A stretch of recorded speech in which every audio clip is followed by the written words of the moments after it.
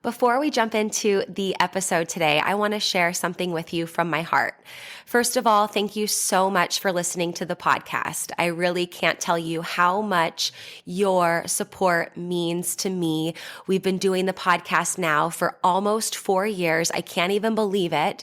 And I'm so grateful for each and every single one of you that listens, shares an episode with your friends, sends me a DM or a text message letting me know how an episode resonated with you or any aha moments. Seriously, I couldn't be more grateful to be able to create this podcast. It has been such a blessing in my life, and I love hearing the ways it's been able to provide value in yours as well. One thing you might not know is how much work it takes to be consistent with a podcast. In fact, did you know that the majority of podcasts don't make it past episode number 10? And we are well beyond that. And it's just a lot thinking of the episodes, recording them, editing them, managing the guests, making sure that everything runs smoothly and gets uploaded consistently and regularly. And so that's why I have created an amazing opportunity for you to support the podcast monetarily.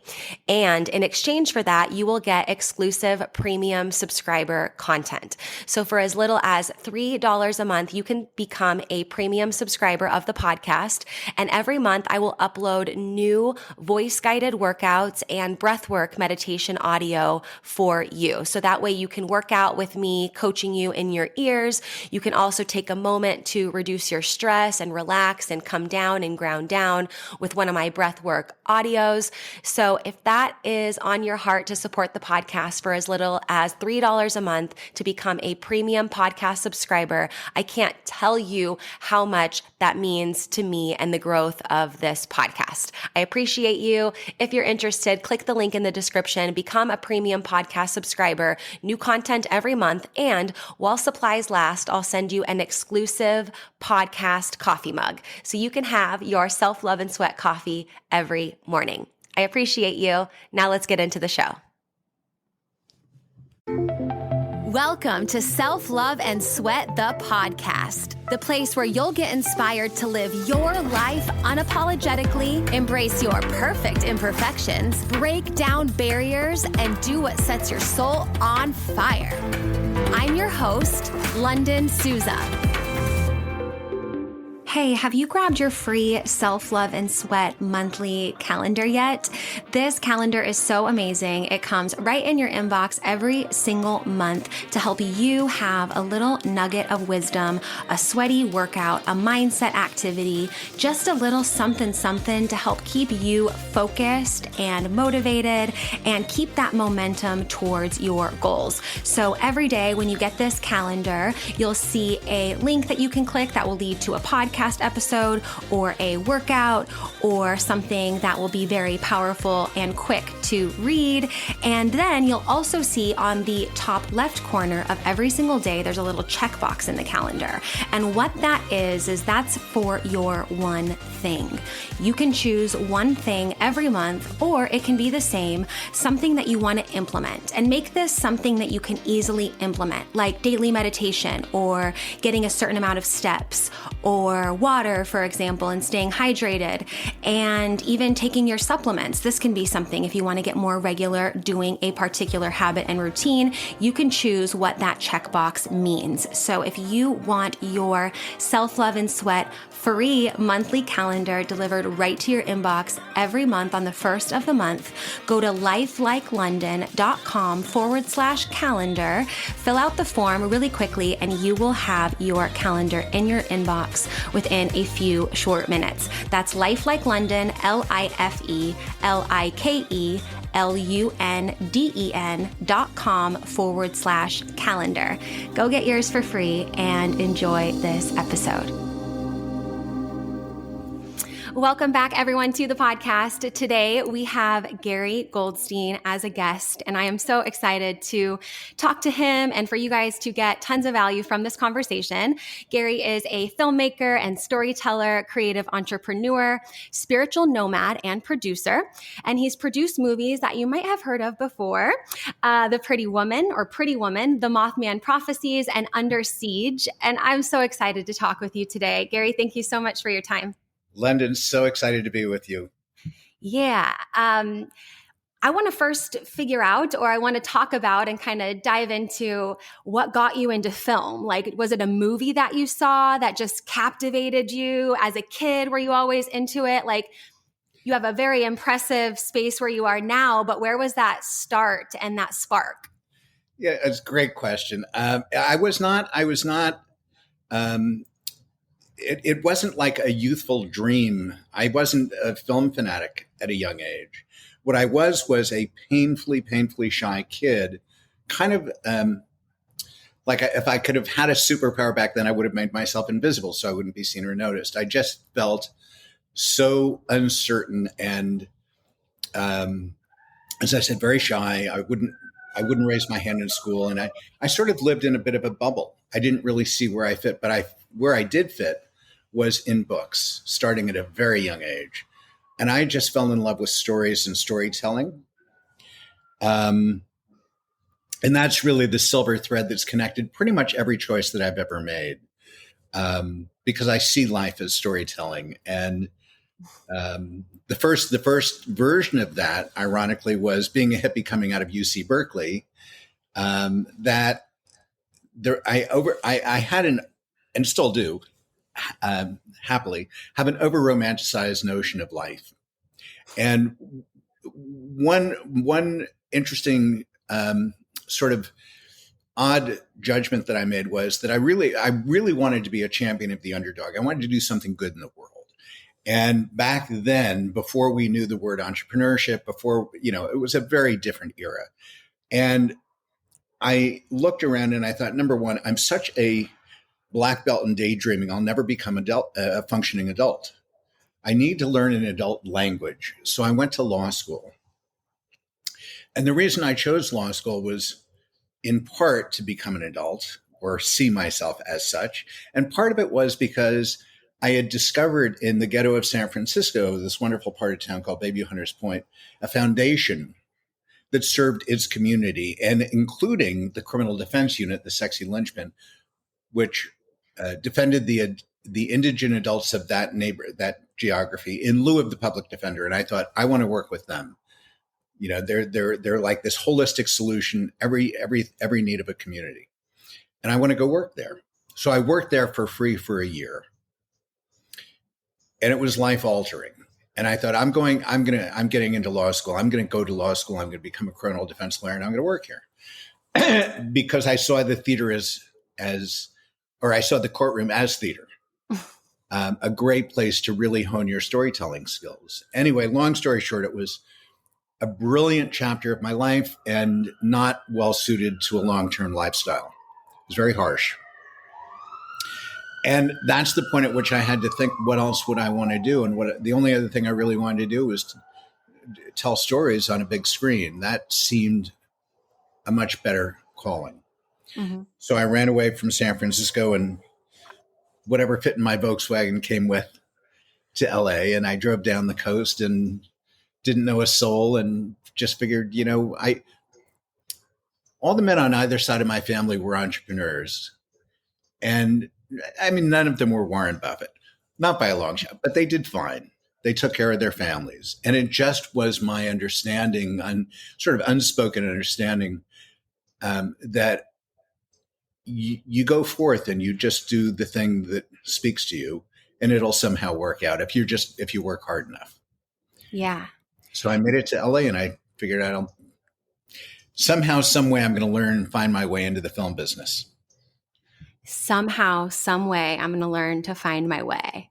I think that well, maybe they don't feel it as deeply as you. I don't live in LA, but my really close friend does. And I think maybe a lot of people go into LA with that mindset of like, okay, I'm going to do what it takes to make it no matter what, whatever, but not everybody does. So what do you think that you did differently? Or could you pinpoint something that like is not luck, or maybe it is luck, that allowed you to be the one to go and, because I feel like I saw a meme that was like, LA is actors serving other actors. Like it's just like people all in that space, right? Which is beautiful that you can go somewhere and have these, this massive exposure, or this place where it's so condensed there. But like, Right. what did Gary do different?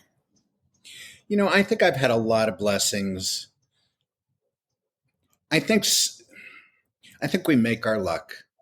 I really do believe that we create our reality. And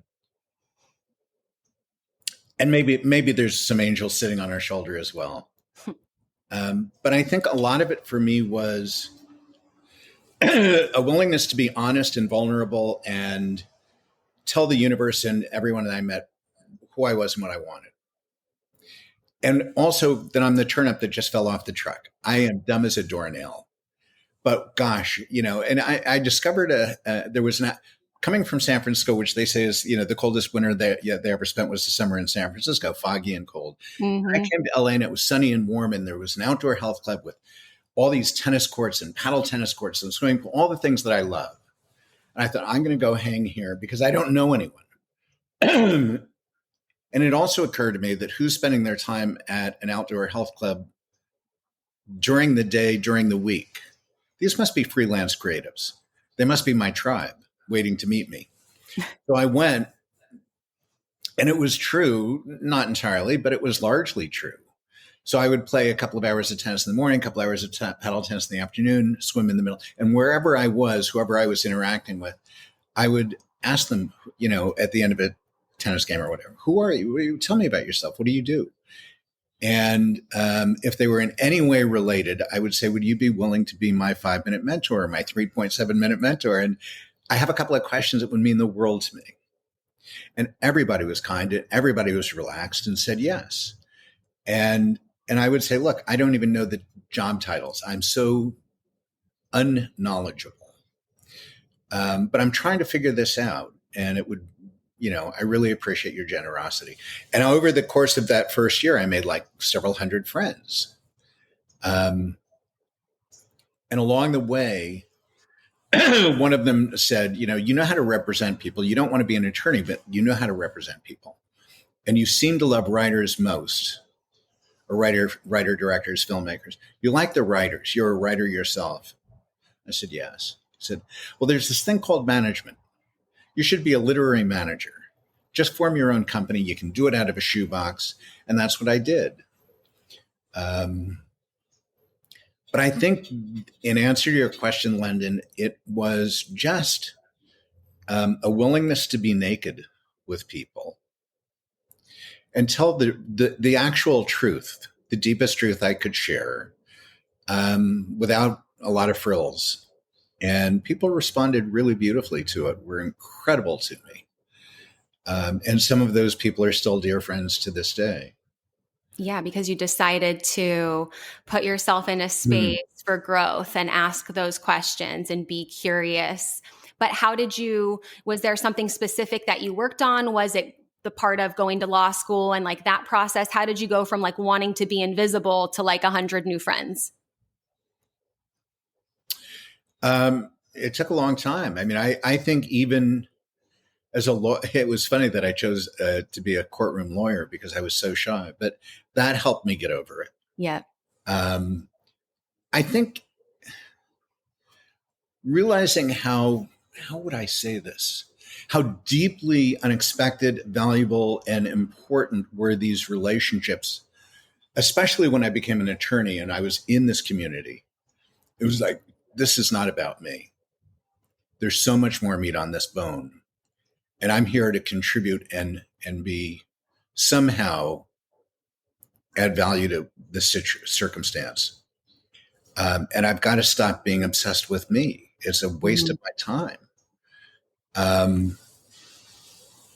And so over time, you just start practicing. It's like any muscle. I mean, you see this in terms of all the work you do in physical training. It's like a muscle.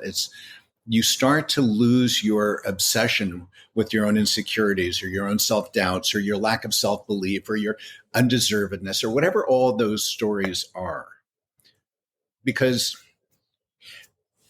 I don't know if you know Robin Sharma, but it's like, he has this wonderful line that the mind is a wonderful servant and a terrible master. And it's so true, because all of these lesser stories, all of this time that all of us waste, until those of us who are fortunate get to the point where we actually mature and we say to ourselves, we're here. It's not an accident. I mean, the odds of us being here are impossible. They don't exist. It's zero. Mm-hmm. If you look at the math and the science of it. But the fact that we are here, it must therefore be a miracle. And everyone is important, and you can't know their journey, but you have to respect. Years ago, I was asked to go. I was invited. I actually sort of invited myself. Okay, so there's this thing called the International Council of Grandma. The International Council of the 13 Indigenous Grandmothers, right? And they're all shamans from tribes all over the world, and they meet every 6 to 12 months in one of their respective homelands, bringing all the younger women, their nieces and granddaughters and whatever, to pass on the oral storytelling and physical ritual traditions of their tribe so they aren't lost. So a friend of mine and I went to be the story guides and sit in on their public and private councils and just give feedback. So one day the grandmothers leave the rooftop. We're in Kathmandu on a rooftop looking at the Himalayas with all these flags and the white top peak mountains. And you think you're in heaven. And the Nepalese people are you're in the presence of something sacred and kind. So the grandmothers are getting up and they say, we're going to go have a private council. Please come. And we said, you know what, grandmothers? Not today. We'll see you later. So I was with a friend, Michael, and we were on this rooftop, and we continued to stay there alone on this rooftop having this conversation. We were actually planning to play hooky and go to an ancient village not far away. But we got wrapped up in this conversation. And the conversation was about fear and this tool of fear called judgment, which is so second nature to human beings. And I said, Michael, you have to see it for what it is. And he said, what is it? And I said, judgment serves us. It's a horrible thing to do to oneself as much as to others, but it serves us because human beings have this profound need to feel safe. And judgment allows for that. It pushes things away. It narrows the field of play.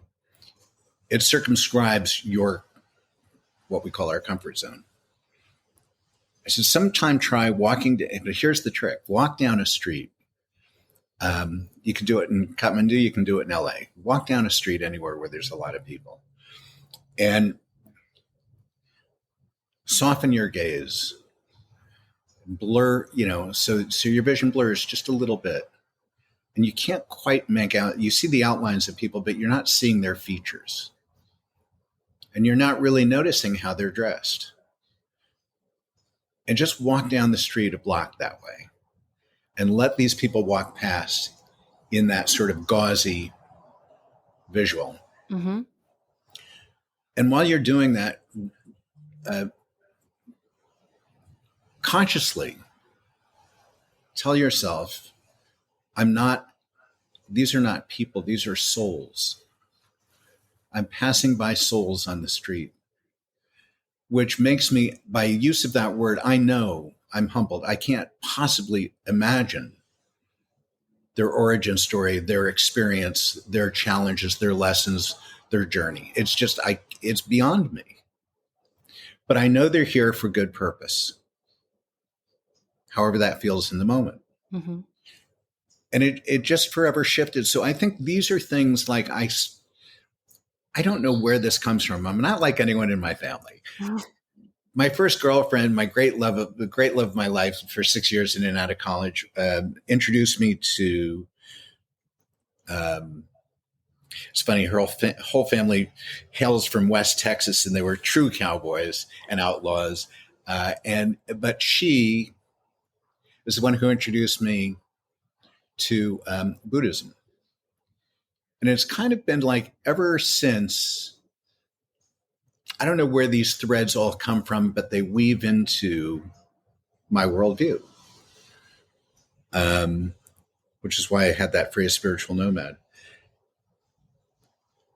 I know when something resonates with me. Mm-hmm. And I just think that there's a point at which in your life you kind of get over yourself. Mm-hmm. It's tiring. It's exhausting being human. Yes. Right? I think that's the maturity part that you mentioned, is like you just get over yourself. It's like over all of these stories or things you might have been carrying that haven't been serving you. Or I just feel like that's real maturity. And I feel like there's been moments even in my recent life where I feel like I have grown, and I look at those parts of me that I have released, and it's like, gosh, that was so heavy and exhausting to carry, and like, ugh. Like, love ya, but no mas. I don't like to, like, that's not part of my story anymore. And I just like that really spoke to me with what you said. Yeah. Mm-hmm. And also just, time is a beautiful thing if we're stubborn enough to stick around. Life is beautiful. I'm having more of a love affair with life. Every year it gets more beautiful. It doesn't mean it gets easier. Nor do I want it to be easy. I want challenge. I invite challenge. I love it. I want to see what more is possible. But I also appreciate how precious time is. And I don't want to waste it holding myself back or worrying or doubting or in any sense sort of cheating myself of what I might be able to do or be or accomplish in whatever time I have here. And it's kind of like what you were saying. It's like there's that feeling of a friend of mine years ago, we were talking, and he said, that which is true for you makes you feel lighter. And that which is not true for you makes you feel heavier. And it's literally your body is this measuring system that is infallible. It absolutely will refuse anything but the truth. Mm-hmm. And I think that's something that we should take greater advantage of, is that we have this inner wisdom, this deeper wisdom that's always available if we just trust and live a little bit more from the neck down, mm-hmm. right? Mm-hmm. The heart, the gut, the viscera, and lean a little bit less on the mind. Yeah, I love that neck down kind of approach. It's more kinesthetic, more feeling oriented. You talked about things being challenging. And of course, you've probably encountered, a lot of challenges, setbacks, whatever you want to call it along the way. And I feel like with one of my close friends and a couple clients, they're at the space where I would say it's like the jumping point. And my mom would often say, like, if you're feeling froggy, you got to jump, right? Right. I like the froggy feeling, and I'm open to the jump. And I think that's because I have like personal evidence of doing it before, and like that confidence or whatever, if you will, that comes with just like doing the hard thing and making it through. But there was a specific conversation with with my friend where she was like, yeah, I know it's time to make that jump. But for some reason, I thought when I felt that feeling and I knew it would be easy. Like I thought that if I had that internal knowing, then taking that jump would be, just easy. Right. And I think I was like, I don't know who told you that, but I think, when you're feeling froggy and you jump, that's the moment when you get to like refine your easy and re-earn your easy. And so what would you say about that when it comes to taking that leap? Or if maybe someone listening is like, maybe should I not? What would you say to them? Hey, really quick, I want to interrupt the podcast for just a minute to tell you about one of my favorite supplements for hair, skin, nails, digestive, and gut health.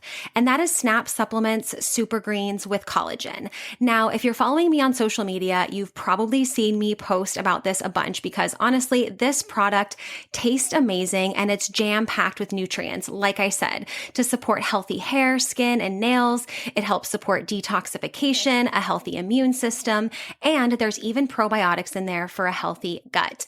It's non-GMO, no sugar added, soy-free, grass-fed collagen, and every scoop is going to give you 7 grams of protein. And this is why I love it, because it's not like a protein shake. It's just a scoop of powder. It tastes amazing. I put it in water, or if I want more hydration, I'll put it in coconut water and mix it up. And it's like having a nice, refreshing beverage that's packed with a bunch of super greens and protein. So what I'm super excited about is that for listening to the podcast, you'll get this discount here, nowhere else, but for listening to the podcast. You can save 25% off on all your Snap supplement purchases, including the super greens with collagen. And you do that by using code Lunden25 at checkout. That's LUNDEN 25. LUNDEN 25 to get 25% off at checkout. You can shop on snapsupplements.com or you can shop on my website, lifelikelondon.com/supplements. And you'll see there's already an additional 10% taken off. But you, because you're a podcast listener, you're going to get 25% off when you use the code Lunden25 at checkout. LUNDEN 25 at checkout to get your Snap supplements, super greens, and collagen, and all your Snap supplements for 25% off. Now, let's get back to the show. I would say, look, we're animals. We've been around for, we crawled out of the primordial ooze 150,000 generations ago. We're pretty hardwired to resist change. We're still afraid of woolly mammoths and whatever's out there. So no, I don't think we've fundamentally changed that sort of the psychobiology of being, right? And I think it's okay to set it aside and just see it for what it is, acknowledge it and say, yeah, my body doesn't want me to go at risk. Or maybe it's my mind, really, that doesn't want me to go at risk. My body's fine. So you acknowledge it and you say, okay, thanks. But now I got to get about the business of my life. I learned, I was like everybody else. And I think I was very fortunate. My dad was a pretty awesome. He was not in any way, shape, or form representative of his generation. He was way out there. Not showy, you wouldn't know it. But I'll give you an example. So when I quit practicing law, there's another story about it. But I quit being an attorney out in Bayview Hunters Point on very short notice. Very, very dear, a woman who was very dear to me at the time, was the victim of a very brutal attempted rape. And it absolutely turned my life upside down. And I realized in that moment, I could not defend, I couldn't be in that business. And when I went to my dad, like a matter of days later, and I stole him out of his place of business, said, we need to sit down and we need to talk. And I was very nervous. You don't want to tell your dad, who's watched you invest years of law school and blah, blah, blah, and you expect a lecture. And I went to him and I said, Dad, I'm not just quitting a job, I'm quitting a career. This is not what I choose going forward. I have no idea what I'm going to do. And my father, surprisingly, or surprising to me, as soon as I said the sentence, he smiled. And he said, great. And I was like, what? I didn't expect that. What do you mean, great? He said, well, I don't think you've been happy. I think you should go find what excites you in life. And whatever it is, go do that. Wow. And I was like, I really had to let that take hold. It was like, That's my parent telling me that. How amazing. But what I've learned ever since is like it's like, wow, every time I make a change, what I think is daring, I've had multiple careers. I'm probably not done making that level of change. I don't think we ever necessarily need to stop making change if it feels right. Yeah. I said, trust it, trust your gut, because it really knows when your soul is yearning for something more. Mm-hmm. And whatever the discomfort, it's short-lived. Yeah. It's so much, it's a bigger, scary monster dragon than it actually is. When you actually step into the discomfort and like do the thing or make that step, it's like, oh, I'm still alive. The world's still turning. No one gives a shit. And we're still moving forward. It's like. And I actually think what you're doing is, that's the trick. The trick is give voice to it. Tell the people that you're part of your sacred crew, you're in a circle. Just say, hey, I'm terrified. I feel physically paralyzed. I feel whatever I feel. Get it out. Get it out of your system.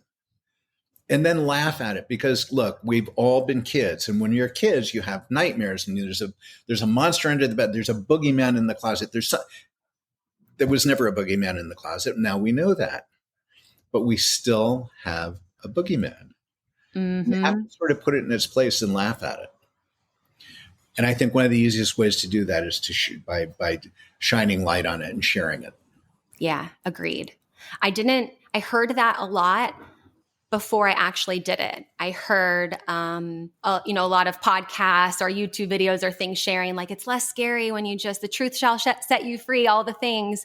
And in my head, I had, a few things that were like giant boogeymans. I was like, oh, hell no, no one's looking in my closet, but then as soon as we share that, and then people are like, oh yeah, me too, or that resonates. Or there's even been situations where I've shared that and, you have reactions like, oh, what? People can be also a little bit off put by some of that openness and honesty and sharing. But I mean, at the same time, it feels so much better, and it feels so freeing. And I feel like, in this whole world of, I don't know, Instagram land and online entrepreneurship that I found myself in, I feel like that's my only superpower, is to share my truth. Like, that's the only thing I can do. I don't know what it's like to be you. Just like you mentioned in that kind of reminded me of, like, have you heard of Hakalau before? Like that expanded awareness, and that kind of, you mentioned like the relaxing of the eyes and everything kind of goes blurry. In Hakalau, you focus more on the periphery and expanding a lot. But in that kind of space, you get to just see, like, yeah, I could never know what it's like to be you. And in my expression of my meanness, and as raw and naked as this might feel, I can start to empathize and be like, oh, his, nakedness might feel just as intense as mine, or whatever, like that truth. And yeah, I feel like that has been the most helpful for me personally, number one, and also professionally, is to just be like, give it a name. Let's talk about it. Let's not pretend anymore. And I feel like that's been very healing for my family too, because historically we don't really talk about things. And I have a hard time not talking about things now. Well, you know what? That's brilliant and beautiful. And I don't know that it's the age of Instagram so much as it is an eternal truth for who and what we are together as community, as family, as brothers and sisters. I think, our experiences are wildly, unknowably unique. And at the same time, we're very much hardwired the same way. And when one person shares, it lets other people put their shoulders down and breathe and relax and see themselves and have that thing that so many people are missing, especially today, that sense of connection, that sense of belonging, sense of, oh, I'm not a freak. I'm just another sentient being. So yeah, that you've got that mic in front of you is a beautiful thing. Yeah. I'm happy. I often talk about how I used to be like a talker. I could talk, but to really become like a communicator and connect and share that truth on a deeper level has been really helpful. So we talked a lot about the extent of your career and the kind of the journey to get there and all those things, and your mindset surrounding a lot of that, I feel like is so empowering. And maybe someone listening, they can't see you, but maybe they're watching the video and you can. I mean, you look great, vibrant, alive, like just crushing it. You still have so much, you've done so much, you still have so much more to go, as you mentioned. What does a day in your life look like? Do you exercise still? Like, what is your like daily care and like your love for your physical body, right? Like our little machine here. Yeah, this magnificent miracle of a machine. I'm obsessed. I admit it freely. I'm totally a junkie. And because it wasn't part of my generation coming up, like fitness, we didn't have it just didn't exist. And look, over the course of our lives, we have trials, we have difficult times, we have that dark night of the soul. And I had one. I've had multiple kinds, but one of them was a health related, a physical dark night of the soul. So back in and I share this, I don't really have a lot of secrets. So back in 2015, so 8 years ago, almost, due to some bad dentistry, I was like 8 days in fetal position on the floor, no water, no food, no sleep, with full cranial pain. So every time the blood courses through your brain, it's like a sledgehammer, and it becomes debilitating. You just can't. I wish it on no one. Anyway, so it was kind of nip and tuck for a while. And when they released me from the hospital, the attending physician came to me and said, "Look, you can barely walk. You have no spatial orientation. You are exhausted. You have brain fog, the likes of which most people can't understand. You have all these issues because sepsis, which is, that sort of interstate between here and there, has significant effects, outcomes, both neurological and physiological. And, your organs were shutting down and your capillaries aren't functioning and you're So anyway, I became I'd never been sick a day in my life. I was very blessed in terms of health. So ever since, it's become like the Holy Grail. And I'm great, but there's always room for improvement. So I'll just put it this way. A year out, I was still in trauma. I just didn't recognize myself when I looked in the mirror. I could barely move. And I realized about myself that I'm very self-competitive. I don't really compete with others, but I'm intensely self-competitive. So it was like, I need a challenge. This isn't working. And the attending physician who told me this was my new normal and I would never get back to my old self was like, I should write him a thank you note because he really pissed me off. Right. And so I'd heard about, and I went and explored in my neighborhood here in Venice. There's a couple of minutes away, a CrossFit gym. So I went over there and I looked at this old warehouse with a roll-up door and monkeys flying around in the air and doing muscle ups, and they're on the rings and they're doing all kinds of crazy. And they're all like, half my age or a third my age. And I'm like, this is it. This is home. I can barely walk, but this is my new challenge. And I found the trainer who was like the top dog. He and his wife, incredibly sweet people. They've become very, very dear friends of mine. But I went to him and I said, look, I see that all the athletes and all the top trainers come to you. Now, here's my situation. I can barely walk. I couldn't jump 6 inches right now if my life depended on it. Will you train me? And he said, yeah. I've been working out with him for 6.5, 7 years. I think it's about 6.5 years. Anyway, I'm totally addicted to CrossFit. I also am I've recently joined Gold's Gym so that I need to fill in the space. I only do CrossFit 3-4 times, Cool. Right now it's probably 3, not 4 times a week. Anyway, I'm totally obsessed with this stuff. But more importantly, like if you looked at my kitchen, you would laugh because it looks like a laboratory. Tell me about it. Well, I mean, I think I've cycled through a lot of stuff, Yeah. whether it's supplements and nutrition and this and that and the other thing. But I finally found a crew that I love. I mean, I really took a long time to find them. And they work in one of the great mysterious lands called endocrinology. It's like this sort of netherworld of health and medicine, right?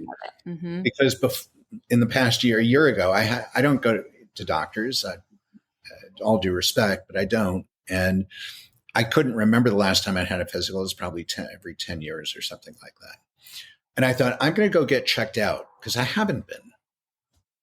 And I went and I had my brain MRI'd, and I went to a top cardiologist, and I had all the, EKG, EEG, carotid ultrasound. I went to the ear, nose, and throat. I went to the gastro guy. I went everybody, and they all kicked me out and said, you're healthy. And I knew they were missing something.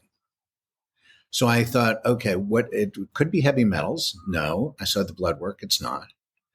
And then I thought it's got to be under the hormones. It's got to be. And sure enough, anyway, I finally found this one group out of Miami that I thought these guys are so deep into the science. They are so passionate, so on fire, and they're getting results. A friend of mine turned me on to them, and I went and met them. And it was like, oh, these guys are rock stars. And they're exploring, and they're in concert with some of the greatest minds of our time. And they do it's not really part of their business because it's not for profit, but they do a lot of educational series interviews with, people that we would admire and respect for who they are. Dr. David Minkus and David Sinclair and Jay, I always forget his name. Anyway, it doesn't matter. Bleeding edge minds.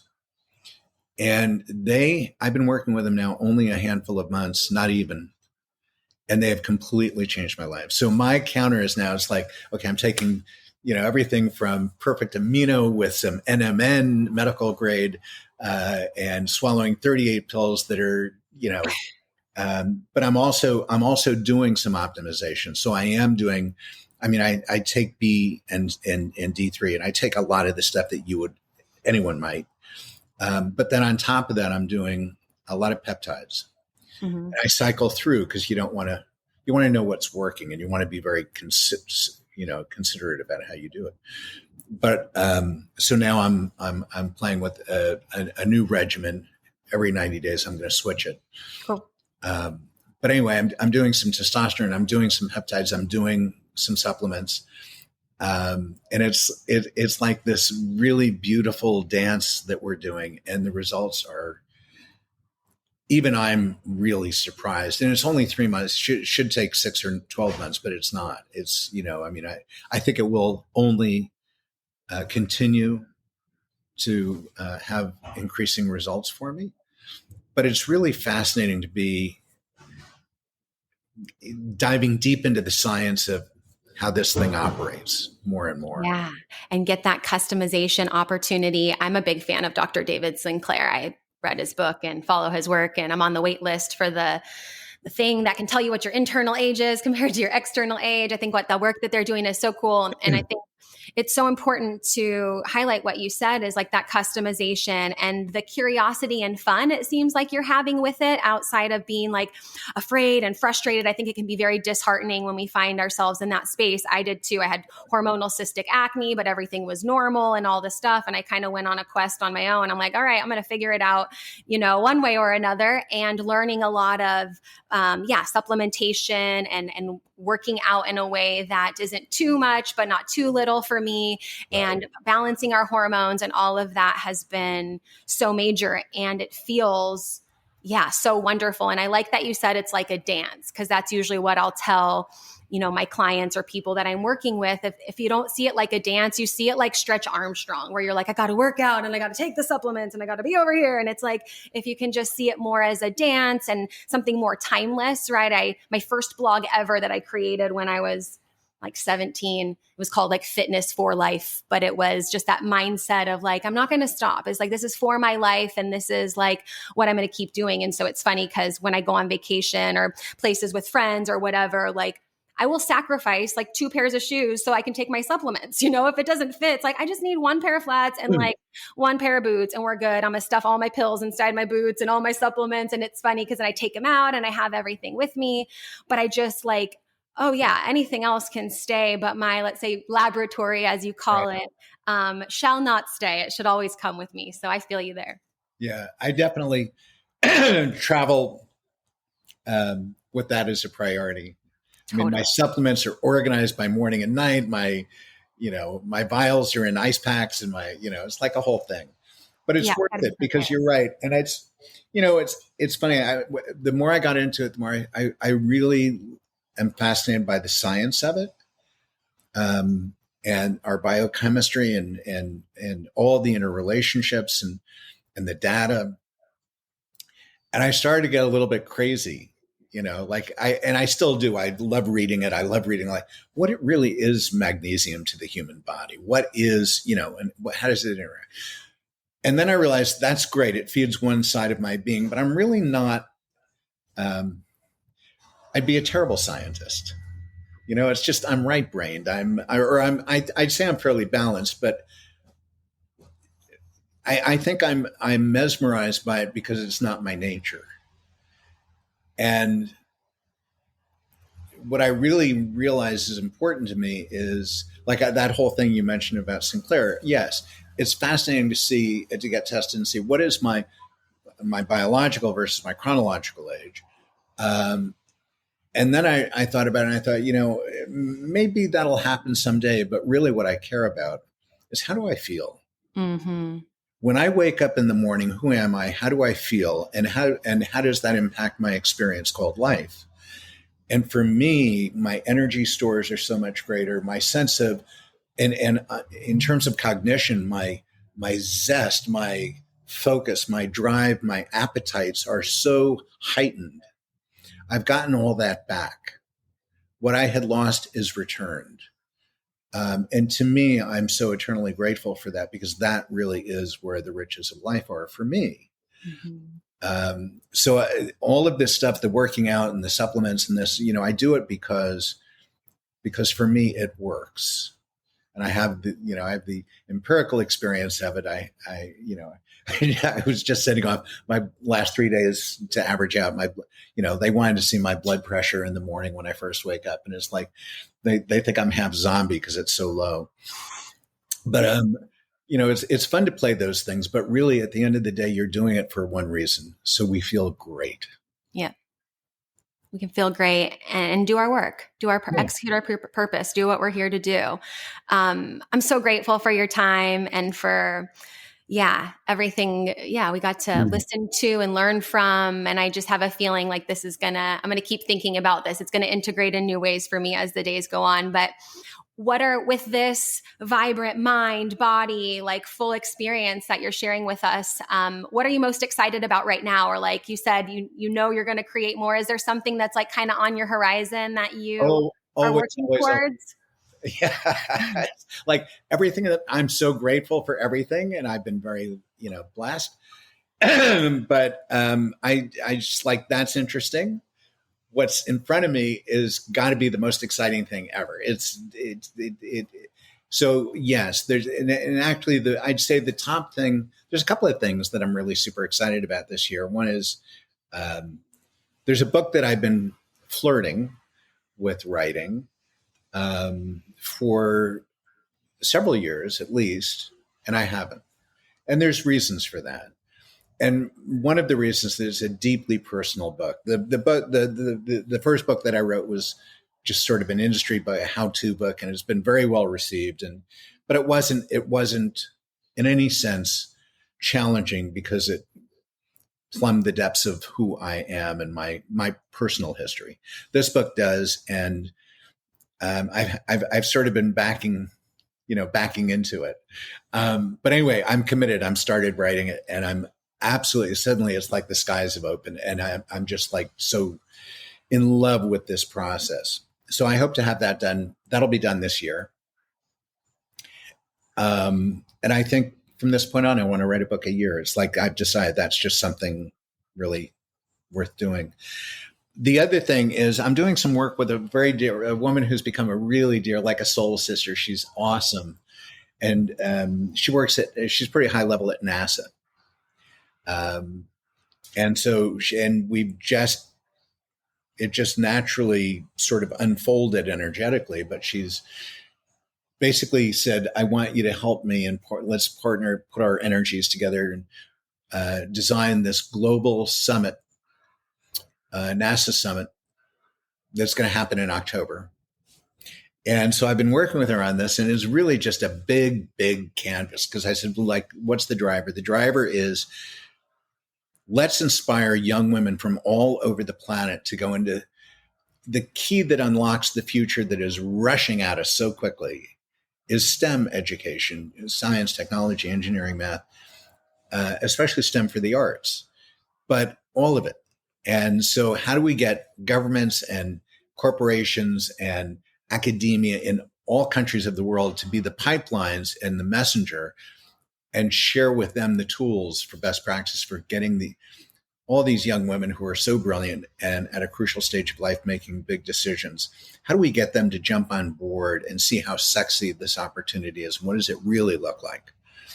So anyway, I'm helping her with that. And it's the first of several things that we have in mind. But like, her vision beyond that is she's one of the biggest, most big canvas minds I know. So when you want to talk about a playground where you could potentially make a dent in the world, I think there's a lot of stuff that we're going to do over the next couple of years that is going to be a lot of fun. There's the deeply personal book. There's the stuff with NASA. There's some films, 2 films that I'm madly in love with. I hope to get at least one of them made in the next year. Lots of good toys. So much good stuff. I love it. I love it. And I love what you said about how, I don't know if I remember exactly how you said it, but you're like, there always has to be like my best days in front of me, or like the thing that's pulling me forward, because I think so many people can get stuck in like the good old days and back then and all that. It's like, no, make what you're going for in front of you just as, amazing as perhaps your good old days too. Like, make all the days good days.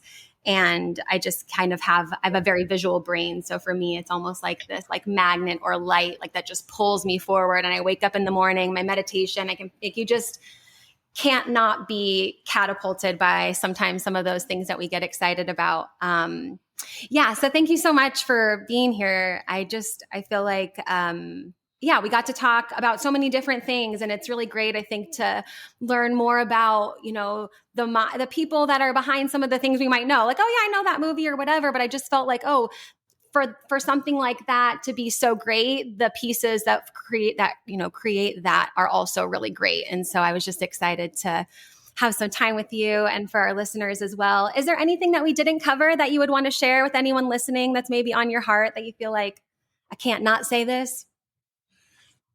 Oh God, this could go on forever. I don't know. It's just, honestly, someone at a dinner party some long time ago asked 2 questions. One was of the people at the dinner table, and we were going to go around and give our answers. And one question was, what is your natural superpower? The thing that you manifest so naturally, you don't even really consider it. And the second question was, what superpower do you not possess that you would wish to possess, no matter how pragmatic or fantastic? And both answers came to me like that. And the superpower that I really deeply appreciate is how I meet people. And this is a great example of it. Like, I'm like a little kid, my tail's wagging. I'm curious, like curiosity and enthusiasm are just sort of native to me. Again, something I'm aware of and very, very grateful for. And I think it's one of the things, my superpower is how I meet people. I really love people, and I'm fascinated by them, and I want to ask questions and then shut up and listen. Maybe I haven't shut up and listened so much in this instance, but that wasn't my role here. That's not the point. You're good. Yeah. But I guess what I would say, and the answer to the other was, the superpower that I want is that I can spend the rest of my life walking the planet hugging strangers. And in that moment of a hug, the other is 100 and forevermore possessed of 100% self-belief, fully embodied in their truth, completely comfortable, going forth to do what is truly theirs to do in this life, with love. That's wonderful. No doubt, no worry, no anxiety, none of that, all gone. Just hug it away. Hug it away. And I would say to people, the truth is we're so blessed to be in this life. And we are living in this most remarkable moment in history. And don't let all the noise and the swirling and the social and don't let all that, don't react to it. Be an actor. Remember who you are. Remember why you're here. Know the miracle of you. And speak your truth. We need your voice. Each and every one of us needs to hear the other. There's no hierarchy. Agreed. Thank you for that. I appreciate your time so much and for your wisdom and energy and vibrance. And yeah, it's been so wonderful. And I'm so glad to know you. I feel like we talked about before we started, I feel like we knew each other before. It felt so comfortable. So I'm excited to, stay connected and to see, what happens for your book and all the other stuff you talked about moving forward. I'll put all the links to your website and social media and stuff in the podcast description so everyone can follow your work a little further. And thank you so much for being here. Lunden, it's a total delight. Thank you for doing all that you do. And I can't wait to continue our conversation. Thank you so much for listening to this episode of Self-Love and Sweat, the podcast. Hey, do me a favor. Wherever you're listening to this podcast, give us a review. This really helps a lot. And share this with a friend. I'm only one person, and with your help, we can really spread the message of self-love and sweat and change more lives all around the world. I'm Lunden Souza, reminding you that you deserve a life full of passion, presence, and purpose, fueled by self-love and sweat.